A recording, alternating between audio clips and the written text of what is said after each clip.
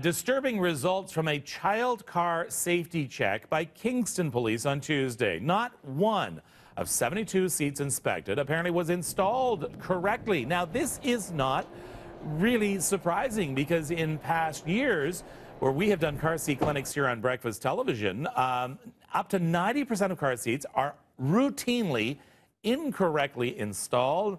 Jill Buchner is senior health editor with Today's Parent, and they have been watching this study and have some advice for you this morning. Jill joins me right now.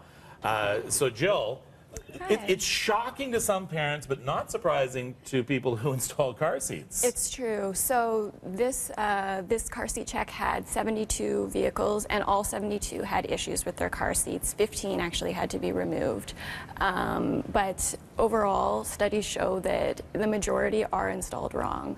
So it's clearly a problem that we need to address. And at Today's Parent, we thought it was a good chance to bring up what some of the things parents can do. What are some of the things they're doing wrong right now? Well, one of the big issues is that car seats are too loose, so there shouldn't be more than an inch of wiggle room. And one of our experts actually said it best, saying if you have to measure, it's too much wiggle room. Another big problem in the Kingston check was that people weren't using tethers. They reported that the harnesses were too high or too low on the child. A lot of them were expired, so of the 15 that had to be removed, some were expired or potentially dangerous. And some kids were not in the right seats for their weight range.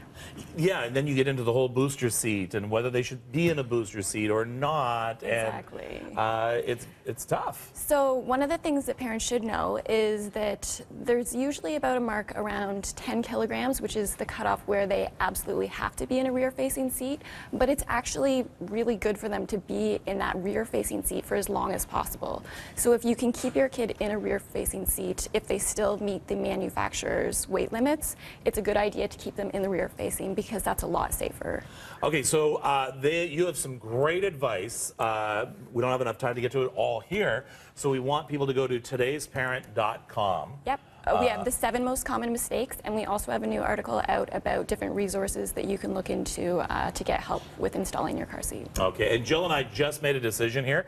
We had car seat clinics years ago on Breakfast Television. We have not had one in a long time. So we have made a decision, so we're telling our bosses at Today's Parent and here at Breakfast Television, we are going to get together and we're going to have another car seat clinic in the not too distant future. Yes, I think they'll all be on board. I think that we'll be excited about it. Yeah, I think so. Yeah, it actually is for us. We all want what's best for our kids. Nobody is installing them wrongly on purpose. Yep, and parents are all doing the best they can. Experts admit that the manuals are really hard to follow, so we could all use a little extra help. Todaysparent.com. Thank you, Jill. Thank you. All right, let's go.